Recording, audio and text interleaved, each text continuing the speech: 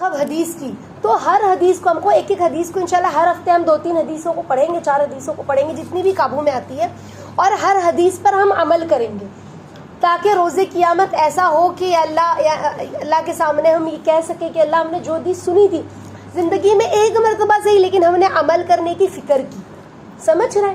تو ہماری کوشش کیا ہو کہ ہم جو سنتے ہیں وہ عمل بھی کریں اور جو اسباق دیے جا رہے ہیں اس پر آ جائے تاکہ ہمارا ایمان بھی بڑھے اور ہماری روحانیت بھی مضبوط ہو، ہمارا ایمان بھی مضبوط ہو اور روحانیت بھی مضبوط ہو انشاءاللہ۔ تو اس سے پہلے ہم لوگوں نے پہلی حدیث منتخب حدیث کی پڑھی تھی، آج ہم دوسری حدیث پڑھیں گے۔ حضرت ابو بکر صدیق رضی اللہ تعالی عنہ سے روایت ہے کہ نبی پاک صلی اللہ علیہ وسلم نے ارشاد فرمایا کہ جو شخص اس کلمے کو قبول کر لے جس کو میں نے اپنے چچا ابو طالب پر ان کے انتقال کے وقت پیش کیا، کیا فرمایا؟ جو شخص اس کلمے کو قبول کر لے جس کو میں نے کب پیش کیا تھا؟ میرے چچا کے انتقال پر پیش کیا تھا اور انہوں نے اسے رد کر دیا تھا، وہ کلمہ اس شخص کے لیے نجات کا ذریعہ ہے، اس شخص کے لیے کیا ہے؟ نجات کا ذریعہ ہے۔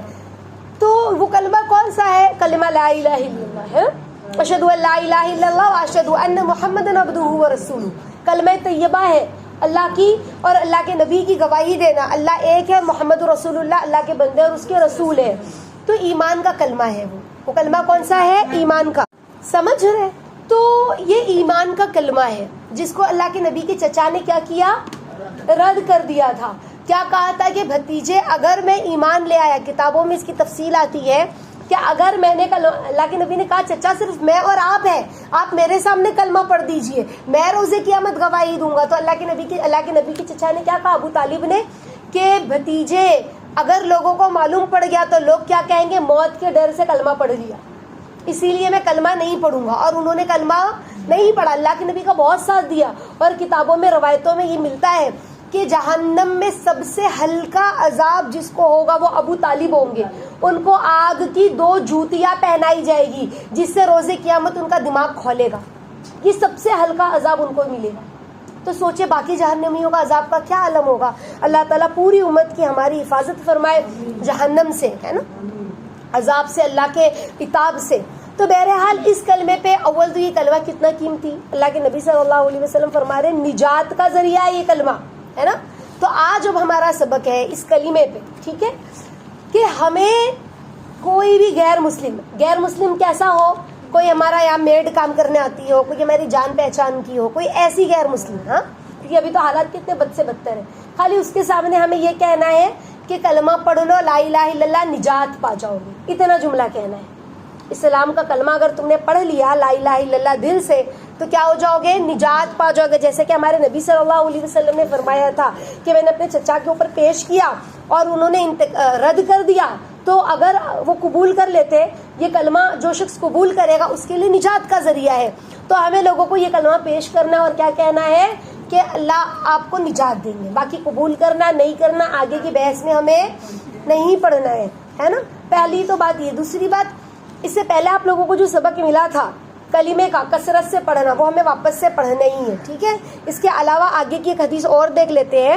حضرت ابو ہریرہ رضی اللہ تعالیٰ عنہ سے روایت ہے کہ رسول اللہ صلی اللہ علیہ وسلم نے ارشاد فرمایا اپنے ایمان کو تازہ کرتے رہا کرو۔ کس کو تازہ کرو؟ اپنے ایمان کو۔ عرض کیا کہ یا رسول اللہ ہم اپنے ایمان کو کس طرح تازہ کریں؟ یعنی ایمان کو تازہ کرنے کا کیا مطلب ہے، کیسے تازہ ہوگا؟ تو ارشاد فرمایا لا الہ الا اللہ کو کثرت سے کہا کرو، کثرت سے کہتے رہا کرو، اللہ کے نبی فرما رہے ہیں۔ تو پتا چلا کلمے کی کثرت ایمان کو تازہ کرنے کا سبب ہے۔ اب آپ سوچیں اس کلمے کے اندر کیا گہرائی ہوگی، ہاں، اس کلمے کے اندر کیا انوار پوشیدہ ہوں گے کہ اس کلمے کی کثرت سے ایمان تازہ ہوتا رہتا ہے۔ تو انشاءاللہ ہم جو بھی کام کریں کلمہ پڑھتے ہوئے لا الہ الا اللہ محمد رسول اللہ، لا الہ الا اللہ محمد رسول اللہ، لا الہ الا اللہ محمد رسول اللہ صلی اللہ علیہ وسلم، پڑھتے جائے، کام کرتے جائے، جھاڑو لگاتے جائے، کام کرتے جائے، یعنی دن بھر میں، اور دل میں نیت ہو کہ اللہ میں اپنے ایمان کو تازہ کرنے کی فکر کر رہی ہوں. حالانکہ ہم تو کتنے کمزور ایمان والے ہیں نا, ہم تو کیسے گنہگار ہیں. کبھی کسی کا دل میں برا لگا لیا, کبھی کسی کا برا لگا لیا, کبھی نمازوں میں کمی بیشی, کبھی ذکر میں کمی بیشی, ہے نا, کبھی لوگوں کے بارے میں دل گندا ہو گیا, عبادت جو ہم نے کی وہ بھی پتہ نہیں قبول نہیں قبول. تو ہم اللہ سے کیا کہے کہ یا اللہ ہمارے ایمان کو اس کلمے کی برکت سے تازہ فرما دیجئے, ہمیں اس کلمے کی برکت سے نجات عطا فرمائیے.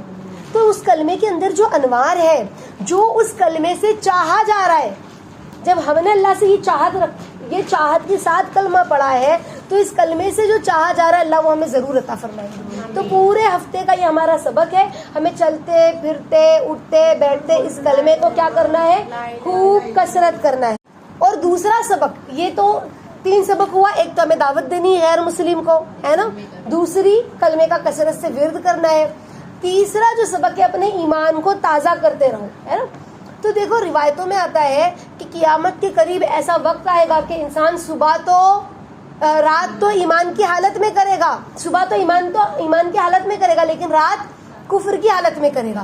یعنی اتنی جلدی اپنے ایمان کو لوگ بیچ دیں گے, اتنی جلدی لوگوں کا ایمان ختم ہونے لگے گا, اتنی تیزی سے لوگ ایمان سے جانے لگیں گے. اللہ تعالیٰ ہمیں وہ دن نہ دکھائے, اللہ عافیت کے ساتھ ہمیں وہ مضبوط ایمان والا بنائے. تو اب ہمیں کیا کرنا ہے, جیسے ہمارے سامنے کوئی کہتا ہے فلاں ڈاکٹر کی دوا ہے نا بہت اچھی لگتی ہے, تو ہمیں کیا کرنا ہے, باذن اللہ اور ہمیں دھیرے سے کہنا ہے لا الہ الا اللہ. کیا کہنا ہے؟ فوراً اگر ہم ان کو نہیں سمجھا سکتے کہ بھئی بحث ہوگی, ان کو برا لگے گا, فوری طور پر نہیں سمجھا سکتے نا, بعد میں وقت رہے سمجھائے, لیکن اس وقت ہمیں دھیرے سے, اتنا دھیرے سے بولنا ہے لا الہ الا اللہ کہ ہمارا کان ہمارے کلمے کو سنے. کیوں؟ کیونکہ جو بات پیش کی گئی ہے, اس میں شرک کی بو ہے. کس کی بو ہے؟ سمجھ رہے, کہیں اس کی نحوست ہمارے دل کو نہ گھیر لے. اسی لیے ہم کبھی بھی کچھ بھی کریں تو ہم کیا باذن اللہ, اللہ کے حکم سے میں گئی تھی, اللہ کے حکم سے یہ ہوا, اللہ کے حکم سے وہ ہوا. باذن اللہ جو ہوتا ہے, باذن اللہ کا مطلب اللہ کے حکم سے. ہماری زبان اتنا زیادہ اللہ کے حکم سے اور اللہ کے امر سے بولنے کی عادی ہو جائے کہ ہماری زبان سے یہ نہ نکلے کہ تیری وجہ سے جل گیا, تیری وجہ سے پھٹ گیا. سمجھ رہے, یہ اللہ کا حکم تھا باذن اللہ, تو نہیں آئی نا, تو اس کے لیے دیکھ نقصان ہو گیا اللہ کے حکم سے. یعنی ہمارے ذہن میں اللہ کا اذن ہونا چاہیے, اللہ کا حکم ہونا چاہیے. اگر کوئی ہمارے سامنے اس طرح کی بات کرتا ہے اور اس میں وہ یہ نہیں کہتا, ڈائریکٹ کہتا ہے کہ تیری وجہ سے ایسا ہوا, تیری وجہ سے ویسا ہوا, سمجھ رہے, یا کسی کی وجہ سے ایسا ہوا, یا فلاں ڈاکٹر کی دوا بہت فائدہ کرتی ہے, فلاں دوا بہت فائدہ کرتی ہے, لیکن آگے اس نے اللہ کی مرضی, اللہ کے حکم کے بارے میں تذکرہ نہیں کیا, تو پھر ہمیں کیا کرنا ہے, فوراً کتنی تیز سے پڑھنا ہے, اتنا دھیرے کہ ہمارا کان سن. اب تیز سے آپ پڑھو گے لا الہ الا اللہ محمد رسول اللہ, تو سامنے والے کو برا لگ سکتا ہے نا, تو دھیرے سے تاکہ اس کو برا بھی نہ لگے, اور بعد میں ہم اس کو اس چیز کی دعوت دیں. اور اگر پاسبل ہے اسی وقت دے سکتے ہیں, بغیر بحث مباحثے کے اسی وقت دے دیں کہ میں نے اس طرح سنا تھا, یا پھر بعد میں دیں, لیکن ہم اپنے کانوں کو کلمہ پہنچا دیں. ٹھیک ہے, یہ ایک نارمل آپ کا سبق ہے. یہ حدیث سے ایسا نہیں ہے کہ, کیونکہ دیکھو ہر اچھائی کا نور, اور ہر الفاظ جو برائی ہوتی ہے اس کی نحوست ہوتی ہے, سمجھ رہے, ہر الفاظ جو برے ہوتے ہیں اس کی نحوستیں ہوتی ہیں, اور ہر اچھی چیز کی نور اور برکتیں ہوتی ہیں. تو کہیں کوئی چیز ایسی نہ ہمارے دل پر پیش ہو جائے, ہے نا, کہ اس کی اول تو ہم کتنے کمزور ایمان والے, پھر ہم اس طرح کے جملے اگر سنتے یا بولتے ہیں تو مزید ہمارا ایمان کمزور ہو سکتا ہے نا. تو ہمیں تو اپنے ایمان کی بہت حفاظت کرنے کی ضرورت ہے. ٹھیک ہے, انشاءاللہ آگے دیکھیں. کلمہ طیبہ ہو گیا, اب ہم نماز کے تعلق سے پڑھیں گے حدیث. دوسری حدیث آج چلے گی نا نماز کی انشاءاللہ. حضرت جبیر بن نفیر رحمۃ اللہ علیہ روایت کرتے ہیں کہ رسول اللہ صلی اللہ علیہ وسلم نے مجھے یہ حکم نہیں دیا, رسول صلی اللہ علیہ وسلم نے ارشاد فرمایا کہ مجھے یہ حکم نہیں دیا گیا کہ میں مال جمع کروں اور تاجر بنوں, بلکہ مجھے یہ حکم دیا گیا ہے کہ آپ اپنے رب کی تسبیح اور تعریف کرتے رہیں. کیا فرمایا اللہ کے نبی نے, کہ اللہ کے نبی کو مال جمع کرنے اور تاجر بننے کا حکم نہیں دیا گیا, بلکہ کس کا حکم دیا گیا, اللہ کا ذکر کرنے کا, نماز پڑھنے کا, ہے نا, اللہ کی تعریف کرنے کا. نماز پڑھنے والوں میں شامل رہیے, یہ کہا نا فَسَبِّحْ بِحَمْدِ رَبِّكَ وَاسْتَغْفِرْ، اور اپنے رب کی عبادت میں مشغول رہیے یہاں تک کہ آپ کو موت آ جائے. کون کہہ رہا ہے؟ اللہ کہہ رہے. کس کو کہہ رہے؟ اپنے حبیب سے جو کہ بخشے بخشائے. تو پھر ہمیں کتنا اللہ کی طرف متوجہ ہونے کی ضرورت ہے، سمجھ رہے ہیں؟ تو انشاءاللہ ہم بھی نمازوں کی پابندی کریں، ذکر اذکار کی پابندی کریں. دیکھو جس دور میں ہم زندگی گزار رہے ہیں، آخری دور ہے اور فتنے کا دور، فتنہ چاروں طرف سے بہت تیزی سے، ہم اس کو سمجھ نہیں پا رہے، لیکن وہ ہمارے گھروں میں، ہمارے بچوں تک وہ فتنوں نے پکڑ لیا جڑ، سمجھ رہے؟ کہیں ایمان، کہیں نگاہیں، کہیں روح گندی ہو رہی ہے ہمارے بچوں کی. ہاں، وہ اخلاق، وہ کردار، وہ مہمان نوازی، ساری چیزیں فوت ہوتی ہوئی نظر آ رہی جو ہم اپنے بچپن میں دیکھا کرتے تھے. وہ آج دور ہے اور خباثت چاروں طرف سے گھیری ہوئی ہے. تو ایسے میں ہمیں کیا کرنا ہے؟ ایسا نہیں ہے کہ کھانا نہ بناؤ، ایسا نہیں اچھا کھانا نہ کھاؤ، ایسا نہیں اچھے کپڑے نہ پہنو، ایسا نہیں کہ مال نہ کماؤ. بالکل حلال طیب روزی کمانے کا حکم ہے. کسی سے کمزور نہ رہے. مومن کمزور نہیں ہوتا، چاہے مالی اعتبار سے ہی کیوں نہ ہو، لیکن عبادت میں کمی نہیں آتی. سمجھ رہے؟ عبادت میں کمی. اللہ کے نبی کو کہا اللہ نے، حالانکہ اللہ کے نبی تو بخشے بخشائے تھے نا، پوری دنیا کو جس کے صدقے میں اللہ نے بنایا، وہ حبیب، ان سے کہہ رہے اللہ آپ اللہ کا ذکر کیجئے، تسبیح تعریف بیان کیجئے اور نماز کی پابندی کیجئے. سمجھ رہے؟ نماز پڑھنے والوں میں شامل رہیے، یعنی نماز پڑھتے رہیے، اللہ کی طرف متوجہ رہیے یہاں، اور عبادت میں مشغول رہیے. یعنی ہمارا شغل کیا ہو؟ عبادت، یہاں تک کہ موت آ جائے. سمجھ رہے؟ تو یہ جو آپ لوگوں کو صبح شام کے اذکار دیے نا سبق میں، یہ کیا ہے؟ جب آپ لوگ جب پڑھ رہے ہوگے تو آپ لوگوں کو سمجھ میں آ رہا ہوگا، اچھا اندر سے روح کو اچھا فیل ہو رہا ہوگا. سمجھ رہے؟ نماز پڑھی پابندی سے، اذکار کیا صبح کا شام کا اذکار، کہ اللہ آپ کا شکر ہے آپ نے کروایا. تو یہ اذکار کی پابندی بہت ضروری ہے. دعاؤں کی اہتمام، اللہ کا ذکر، تلاوت، قرآن کی تلاوت. اس کے علاوہ تو ہم تو دیکھیں نا موبائل میں کبھی یہ کبھی وہ کبھی کچھ لگا ہی رہتا ہے.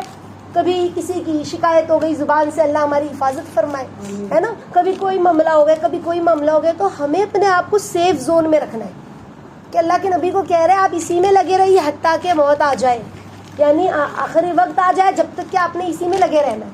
تو پھر ہم تو کتنے کمزور ایمان والے ہیں، تو ہمیں کتنی ضرورت ہے. اب آپ کہو کہ آپا میں بیمار تھی اس کے لیے میں نے نماز نہیں پڑھی، چلے گا؟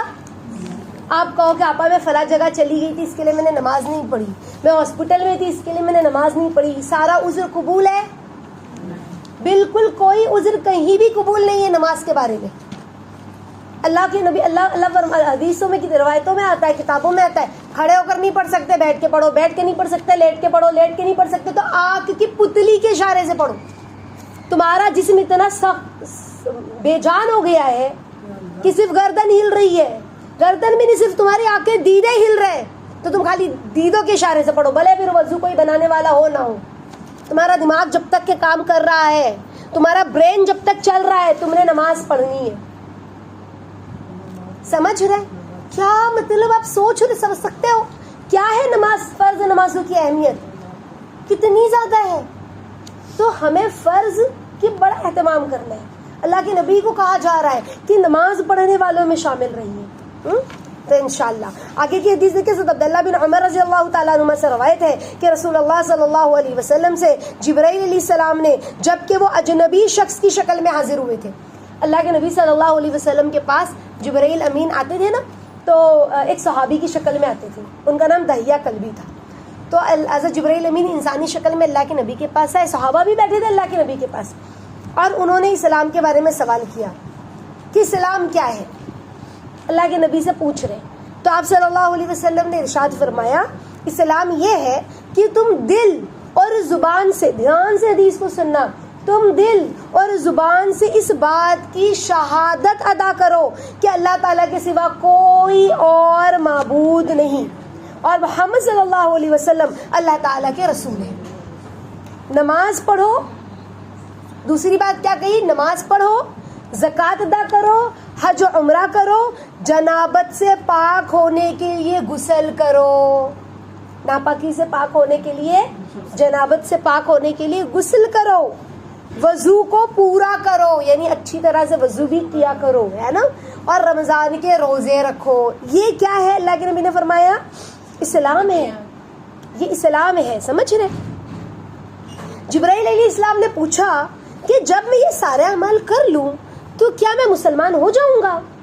اللہ کے نبی سے سب کے سامنے جبرائیل امین پوچھ رہے, ایک انسانی شکل میں عام انسان بن کر آئے ہیں کہ یا نبی اللہ, اگر میں یہ عمل جو آپ نے مجھے بتایا ہے اگر میں کر لوں تو کیا میں مسلمان ہو جاؤں گا؟ تو جبرائیل آپ صلی اللہ علیہ وسلم نے فرمایا ہاں. تو حضرت جبرائیل علیہ السلام نے عرض کیا آپ نے سچ فرمایا. تو حضرت جبرائیل امین, آگے حدیث آتی ہے, لمبی حدیث ہے, یہ حدیث کا ایک ٹکڑا ہے. اس حدیث میں یہ اللہ کے نبی نے پھر صحابہ کو بتایا تمہیں پتا ہے وہ جو شخص آئے تھے وہ کون تھے؟ خود ہی سوال کیا اور خود ہی نے تصدیق بھی کر دی, آپ نے سچ کہا. تو یہ جبریل امین تھے جو تمہیں دین سکھانے آئے تھے, اسلام سکھانے آئے تھے. سمجھ رہے؟ تو کیا کہا کہ پھر تو مسلمان ہو جاؤ گے. ہمیں کیا لگا پیدائشی مسلمان ہے, ماں کے پیٹ سے کلمہ پڑھ لیا مسلمان ہے, کیا مسلمان ہے؟ تو کہا مسلمان ہونے کے لیے کیا کیا چیزیں چاہیے. اب دیکھیں ہم اپنے آپ کو چیک کریں کہ کیا مسلمان ہے.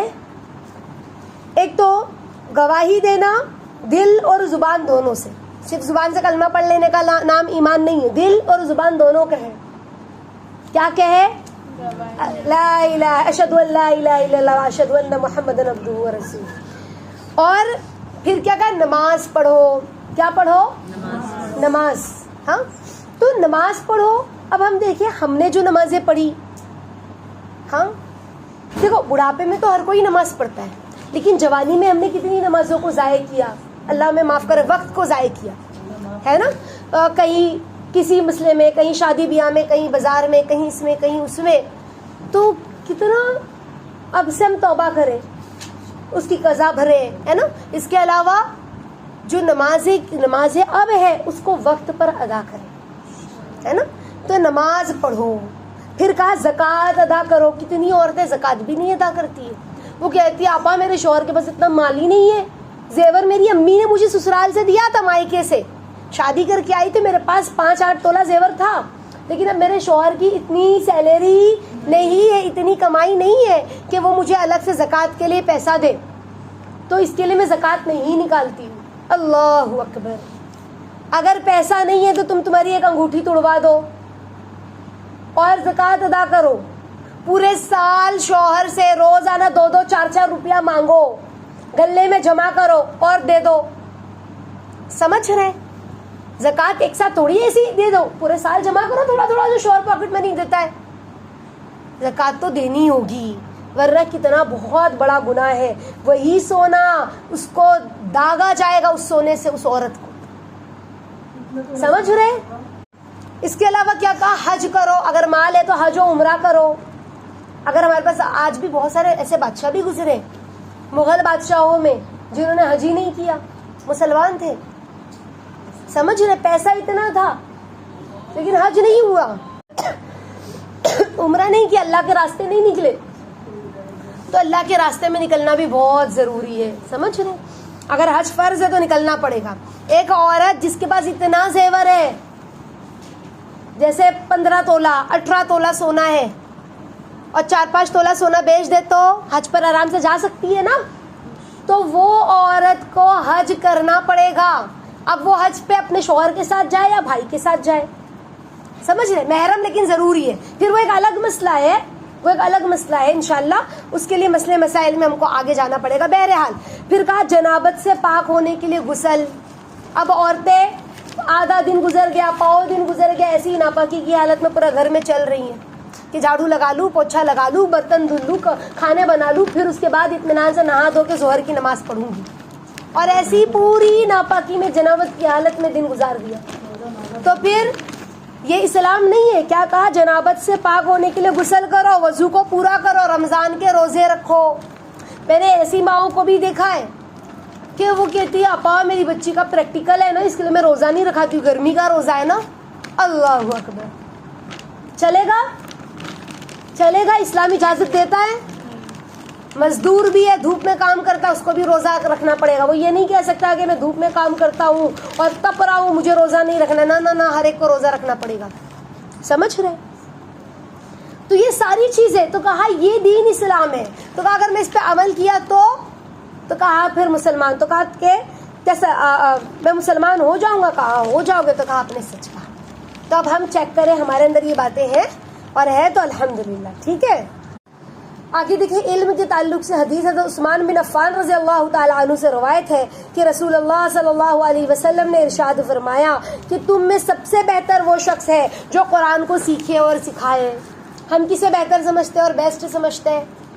جو جتنا اچھا میڈل لے پڑھائی علم کے, دنیا کے علم میں, ہم کہتے ہو کتنا خوش نصیب ہے. جس کے پاس بہت مال ہو, بنگلہ ہو, گاڑی ہو, پوری لگژری اس کی لائف ہو, تو ہم کیا سمجھتے ہیں؟ بیسٹ اور بہتر ہے یہ. لیکن اللہ اس کے رسول کے نزدیک سب سے بہتر کون ہے؟ جو قرآن کو سیکھے سکھائے دوسروں کو, ہے نا, یہ بہتر ہے, سیکھے یا سکھائے. حضرت بریدہ اسلمی رضی اللہ تعالیٰ عنہ سے روایت کرتے ہیں کہ رسول اللہ صلی اللہ علیہ وسلم نے ارشاد فرمایا جو شخص قرآن شریف پڑھے, کیا پڑھے؟ قرآن شریف, اور اسے سیکھے اور اس پر عمل بھی کرے. صرف پڑھے نہیں بلکہ سیکھے اللہ کیا کہہ رہے ہیں قرآن میں, اس پر عمل بھی کرے. جو اللہ نے احکامات ہمیں قرآن حدیث میں نازل کیے ہیں اس پر, ان احکامات پر چلے بھی, تو اس کو قیامت کے دن تاج پہنایا جائے گا. اوہو, کیا پہنایا جائے گا قرآن قیامت کے دن؟ تاج, جو نور کا بنا ہوا ہوگا. اب آپ سوچو وہ تاج کیسا ہوگا. یعنی جو ہم سوچ رہے ہیں نا, کتابوں میں آتا ہے جنت کیا ہے جانتے ہو, نہ کسی آنکھ نے دیکھا, نہ کسی کان نے سنا, نہ کسی کے ذہن پہ تصور گزرا ہوگا, اتنی خوبصورت ہے جنت. آ رہی بات سمجھ میں؟ جنت کیا ہے؟ انسان کو تصور سے بالا ہے, ایسی خوبصورت چیز ہے جنت. تو اللہ اسے تاج پہنائیں گے, سب کے سامنے تاج پوشی کی جائے گی. اوہو, اسے ہم ایوارڈ دیتے ہیں اور تاج پہناتے ہیں. ہاں, کیسا تاج؟ جو نور کا بنا ہوا ہوگا اور اس کی روشنی سورج کی روشنی کی طرح ہوگی. اس کے والدین کو, اچھا صرف یہی نہیں بلکہ اس کے ماں باپ کو بھی اللہ 2 جوڑے پہنائیں گے. تمام دنیا اس کا مقابلہ نہیں کر سکتی, وہ ایسے خوبصورت جوڑے ہوں گے. پوری دنیا, اس کا مال, اس کی خوبصورتی, اس کے زرق برق کے جو دنیا کے لباس ہیں, سب ایک طرف رکھ دو, پوری دنیا اس جوڑے کا مقابلہ نہیں کر سکتے. اللہ ایسا قیمتی جوڑا ماں باپ کو پہنائیں گے. آج ہم اپنے بچوں کے لیے کتنی فکر مند ہوتے ہیں, میرا بچہ اسکول پڑھ لے, اچھی کلاسز لگا لے, اچھے کالج میں اس کا ایڈمیشن ہو جائے, اچھی کلاسز میں اس کا ایڈمیشن ہو جائے, اور ایک اچھی پوزیشن ہو, کسی کے سامنے اس کو ہاتھ نہ پھیلانا پڑے. تو ہم, چاہے لڑکا ہو چاہے لڑکی ہو, آج کیا ہو گیا ہے؟ کمپٹیشن ہو گیا ہے پڑھائی کا دنیا کے اعتبار سے. بہت اچھی بات ہے, علم کو حاصل کرانے میں کوئی برائی نہیں ہے, لیکن دین کو ہم نے کتنا سکھایا کہ میری بچی کو قرآن آئے. جیسے بچی, دیکھو اکثر ہم سننے میں آتا ہے نا, 10ویں پڑھ لی بچی نے, اب 10ویں پڑھنے کے بعد 2-3 مہینے کی چھٹی لگتی ہے, تو اماں کہتی بھائی 3 مہینے کی چھٹی, بیٹا تو سلائی تھوڑی سیکھ لے, تھوڑا ہینڈ ورک سیکھ لے, ہے نا, تھوڑا مہندی لگانا سیکھ لے. تو بچیوں کو اس میں ڈال دیا. لیکن بیٹا قرآن کی تفسیر, اللہ کے احکامات, عورتوں کو اللہ نے کس طرح سے حکم دیا ہے زندگی گزارنے کا, قرآن میں کیا لکھا ہے وہ بھی تو تجھے جاننا ضروری ہے نا. تو وہ عرض کریں گے یہ جوڑے ہمیں کس وجہ سے پہنائے جا رہے ہیں, ایسا ہم نے کیا کیا کہ ہمیں یہ جوڑے پہنائے جا رہے ہیں ماں باپ, ہاں, روز قیامت. تو میں آپ لوگوں کو بتا رہی تھی کہ آج کے جو ماں باپ ہیں فکر کر رہے ہیں اس چیز کی. حافظ جی کے پاس قرآن مکمل ہو گیا, ہمیں لگا ہم نے اپنا فرض پورا کر دیا, بھائی میری بچی کا قرآن مکمل ہو گیا, ہم نے اپنا فرض ادا کر دیا. نہ, قرآن میں اللہ کیا کہتے ہیں, اس کے کیا احکامات ہیں, حدیث کیا ہے. اور اگر ہم نے اپنی بچی کو دین نہیں سکھایا, پھر اس کے بعد وہ جو بھی گناہ کرتی ہے اس کا گناہ ہم پر. کیوں؟ کیونکہ ہم اس کے گارجین تھے, ہم نے تربیت نہیں کی. سمجھ رہے؟ تو آج ہم نے اس کی فکر نہیں کی ہے, لیکن جو ماں باپ اس کی فکر کرتے ہیں, بچے کو قرآن سکھایا, قرآن والی زندگی سکھائی, سمجھ رہے, تو بچے کو تو روزے قیامت تاج ملے گا ہی. ماں باپ کو بھی بلایا جائے گا. جیسے نہیں دنیا میں کوئی بچہ فرسٹ رینک اور پورے اپنے سٹی میں فرسٹ رینک لاتا ہے, فرسٹ پوزیشن پہ, تو پھر پیرنٹس کو بلاتے ہیں کہ ہم ان کے پیرنٹس کو بلانا چاہتے ہیں. کون ہے ان کا پیرنٹس؟ ان کے پیرنٹس آئیے اسٹیج پر. کہ ہمیں فخر ہے ایسے ماں باپ کے بچے پر. سمجھ رہے؟ تو ایسے ہی دنیا، یہ تو دنیا ہے، وہ دنیا میں کچھ لوگ خالی ایک بڑا سا ہال بھرا ہے اور سب کے سامنے پیرنٹس کو عزت مل رہی ہے، لیکن روز قیامت آدم علیہ السلام سے لے کے قیامت تک کی انسانیت ہوگی، اور اللہ کیا کہیں گے؟ بلاؤ اس کے ماں باپ کو، ان کو بھی جوڑے پہنائے جائیں گے، 2 نور کے جوڑے، اور وہ جوڑے کیسے؟ پوری دنیا اس کا مقابلہ نہیں کر سکتی. تو وہ عرض کریں گے یہ جوڑے ہمیں کس وجہ سے پہنائے جا رہے؟ اللہ سے پوچھیں گے اس کے ماں باپ. تو وہ کیا فرمائیں گے؟ تمہارے بچے کے قرآن شریف پڑھنے کے بدلے میں. کس کے بدلے میں؟ قرآن مجید کے پڑھنے کے. سبحان اللہ العظیم، کتنی بڑی بات ہے نا. اللہ تعالیٰ ہم سب کو پڑھنے کی اور عمل کرنے کی توفیق عطا فرمائے. تو انشاءاللہ ہم کوشش کریں جاننے کی، سیکھنے کی، ہے نا. اپنے گھر میں مزاج بنائیں. ہم اپنے اعتراف میں ڈھونڈے کہاں تفسیر ہوتی ہے، کوئی جید عالم ہو، ہے نا، کوئی بھروسے مند عالم ہو کہ بھئی ہم ان سے سیکھ سکتے ہیں، تو ہم ان کے پاس بیٹھ کے تفسیر سیکھیں.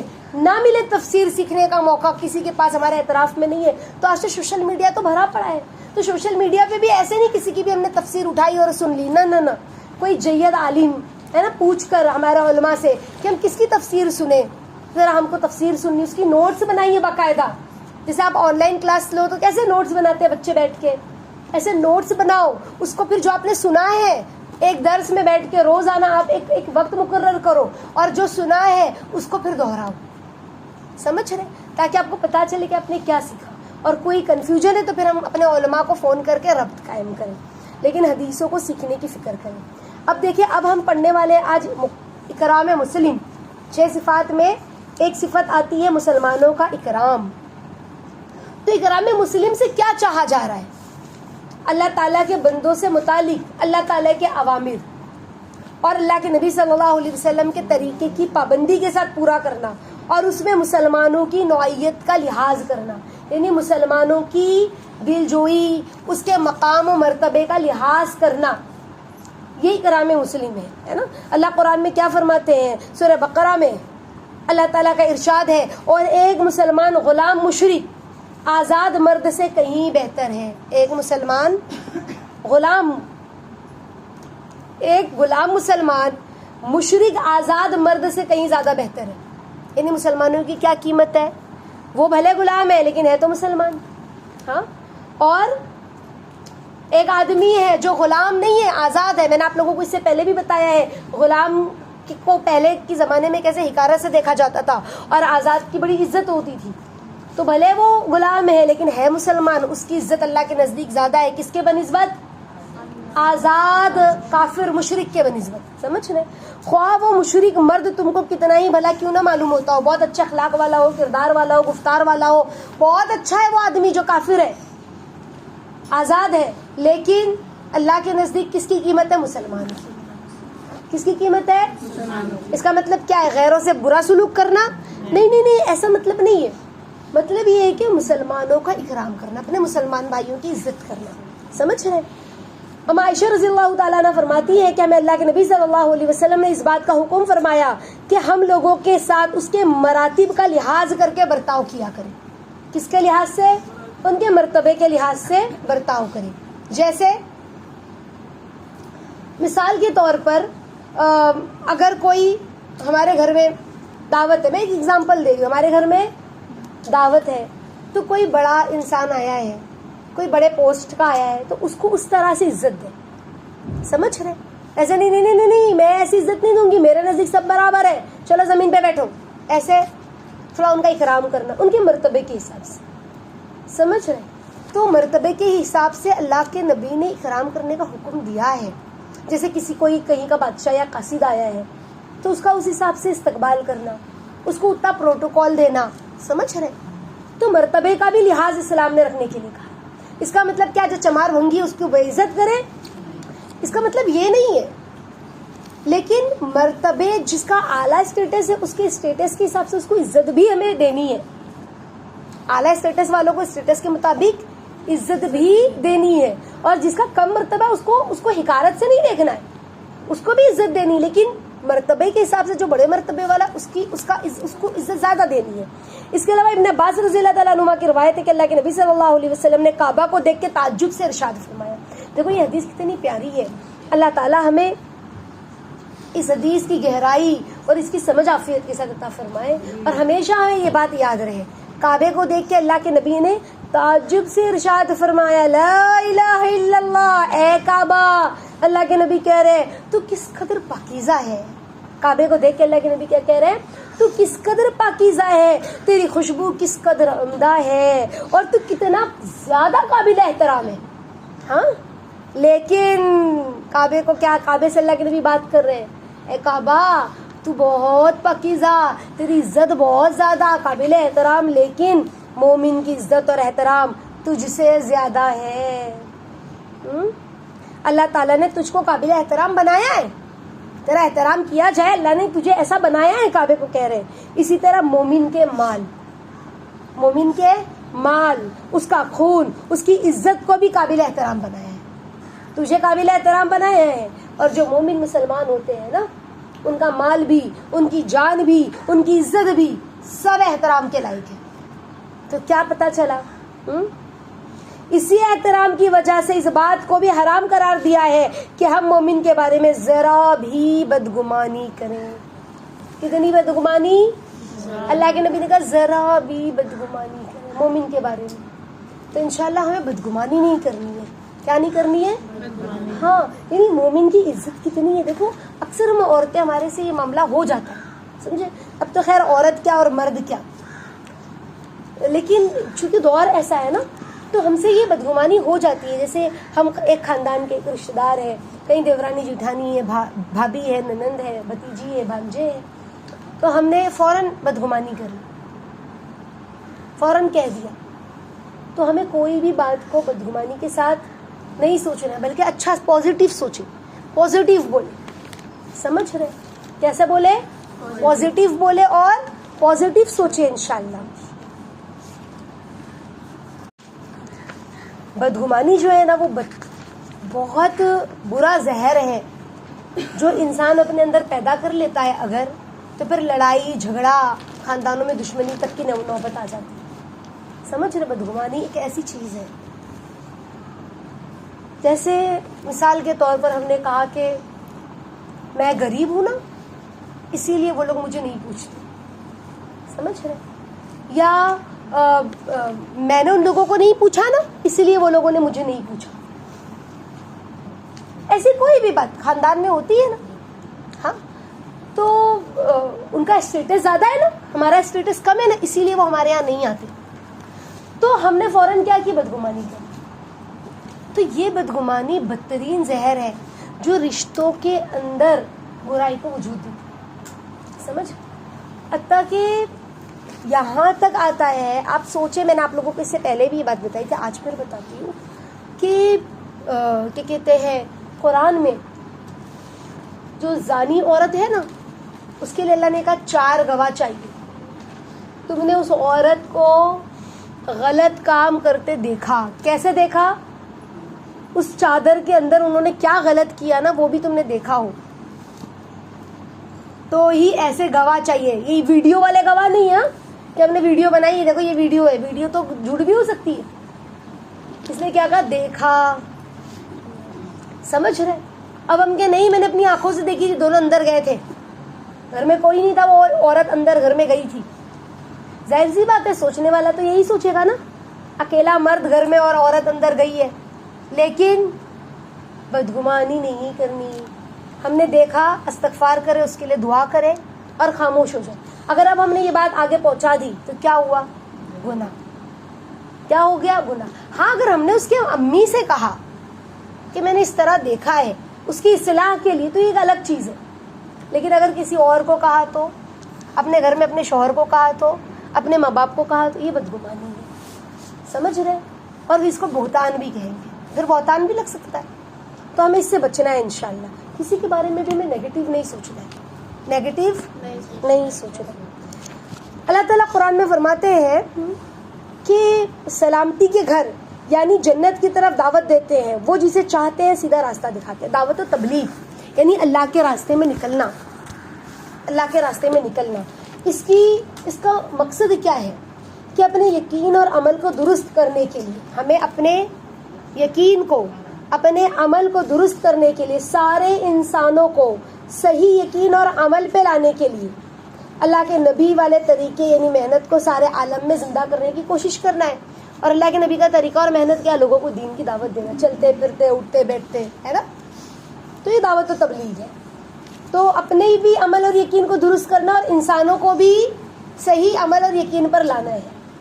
تو اللہ کے راستے میں اخلاص نیت سے یہی چاہا جا رہا ہے کہ ہمارا یقین بہتر اور بیسٹ ہو جائے. اللہ رب العزت قرآن میں فرماتے ہیں کہ اللہ تعالیٰ سلامتی گھر یعنی جنت کی طرف دعوت دیتے ہیں، اور وہ جسے چاہتے ہیں سیدھا راستہ اللہ رب العزت دکھاتے ہیں، ہے نا. تو دیکھیں آگے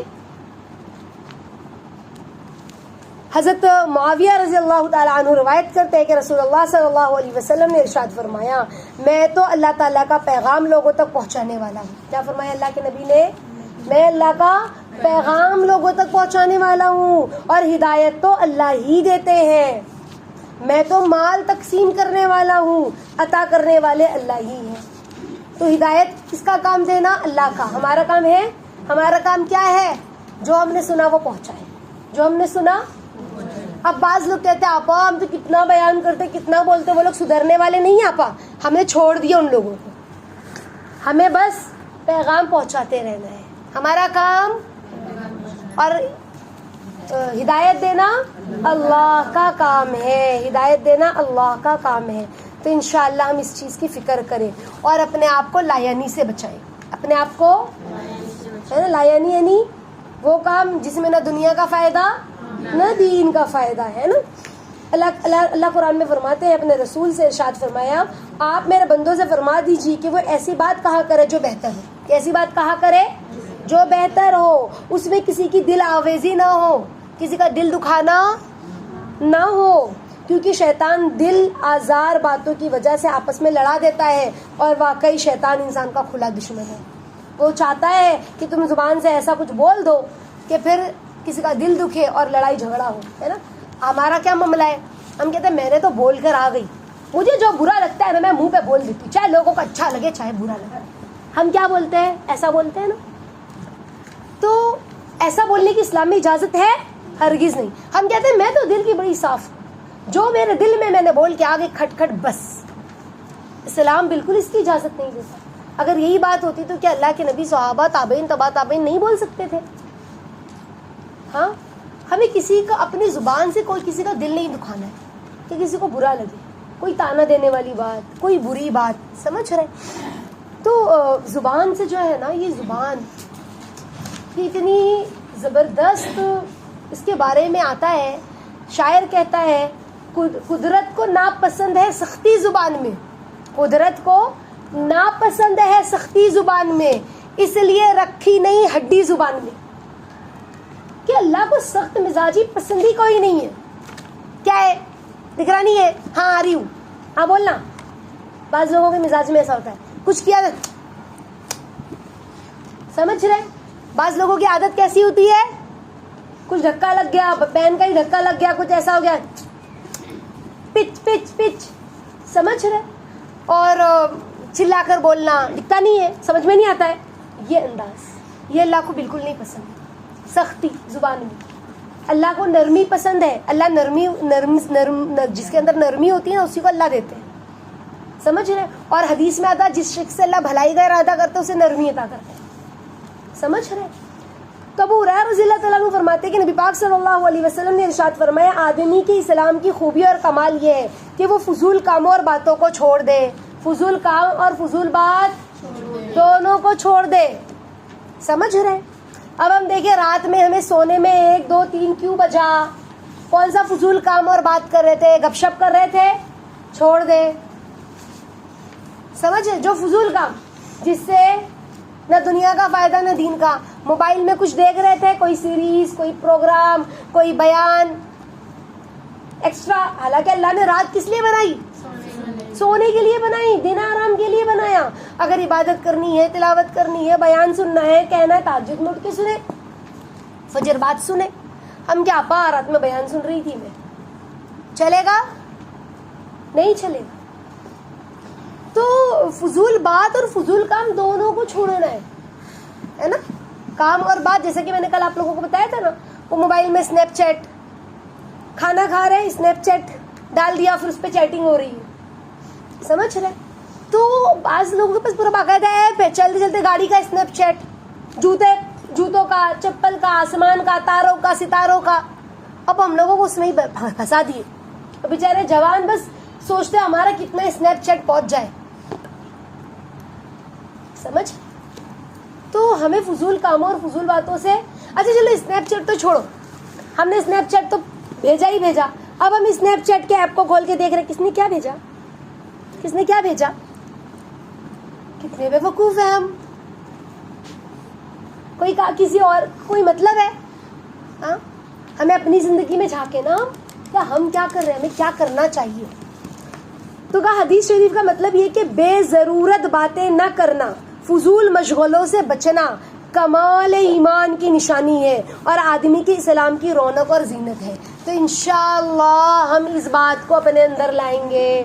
آج کا سبق بہت امپورٹنٹ اور قیمتی سبق ہے، اگلے ہفتے تک اس سبق پر عمل ہو جانا چاہیے. اس سے پہلے میں نے آپ لوگوں کو کہا تھا سارے گیم ڈیلیٹ کر دینا، ہو گیا ہے game delete, snap chat delete کر دینا. ہاں، اور فیس بک ہے جس میں آپ کو اگر کوئی کام نہیں ہے، جیسے اگر بھائی کوئی آپ کا اس میں چینل ہے دین وغیرہ کا تو الگ بات ہے، لیکن اگر آپ کا کوئی کام نہیں، انسٹاگرام، فیس بک سب ڈیلیٹ کرنا ہے. تو یہ ہو گیا تھا نا اس پر عمل سبق پر. جیسے جیسے آپ آگے بڑھو گے ویسے ویسے آپ کو کامیابی ملتی جائے گی. اس کے علاوہ میں نے جوان بچیوں کے موبائل میں اور بھی اپلیکیشن دیکھے ہیں، جیسے وہ پروگرام کے اپلیکیشن، میکس ہے، پتہ نہیں کون کون سا، سمجھ رہے، جس میں سیریز آتی ہے نہ موویز آتی ہے. تو سمجھ رہے، تو یہ سب ہم کو ڈیلیٹ کرنا ہے. یہ سب کیا کرنا ہے، یعنی ہمیں صرف اپنے موبائل میں ایک یوٹیوب رکھے ہم نے، وہ تو رہتا ہی ہے نا ان بلڈ، گوگل وہ تو رہتا ہی ہے ان بلڈ. اس کے علاوہ ہمارا واٹس ایپ ہے، کسی کام سے کچھ لینا دینا بھیجنا کرنا. اس کے علاوہ ہم نے کوئی اپلیکیشن نہیں رکھنا ہے. ہمارا کانٹیکٹ لسٹ رہے گی بس، میسج. اس کے علاوہ جتنے ایپ ہیں سب گھر جا کے آپ نے ڈیلیٹ کرنے. جو ایپ آپ کے ان بلڈ ہے بس اتنا ہی رکھنا ہے. ایک واٹس ایپ ایکسٹرا رہے گا، اس میں واٹس ایپ ڈاؤن لوڈ کرنا پڑتا ہے نا، اس کی ضرورت پڑتی ہے فون پہ، ویڈیو کال پہ، نارمل. باقی مجھے نہیں لگتا آپ میں سے کسی کو کسی ایکسٹرا ایپ کی ضرورت ہے.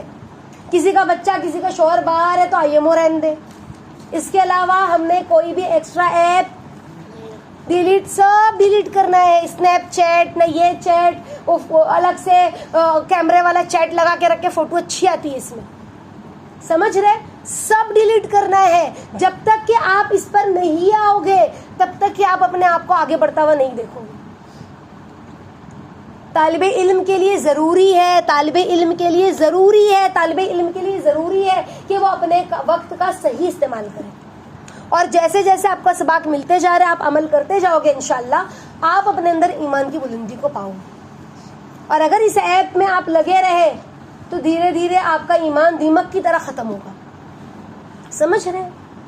تو انشاءاللہ ہمیں اپنے آپ کو بچانا ہے، اپنے دین اور اپنی رات کو نورانی بنانا ہے. خدمت کرے خوب گھر والوں کی، عبادت کرے، لیکن یہ ساری چیزوں سے اپنے آپ کو انشاءاللہ بچائے جس میں فائدہ ہی کوئی نہیں ہے. کوئی فائدہ ہو رہا ہے آپ کو؟ نہیں ہو رہا ہے، بچائے اپنے آپ کو انشاءاللہ. تو یہ اسلام کی خوبی ہے، انسان کی اسلام کی خوبی. تو ہمیں خوبی والا اسلام چاہیے کہ نہیں، کہ ہمارے اندر وہ خوبی آئے. خوبی یعنی خوبصورتی. اسلام کی خوبصورتی یہی ہے، مومن وہی ہے جو فضول کام فضول بات کو چھوڑ دے. اللہ تعالیٰ ہم سب کو کہنے سننے سے زیادہ عمل کی توفیق عطا فرمائے. آمین یا رب.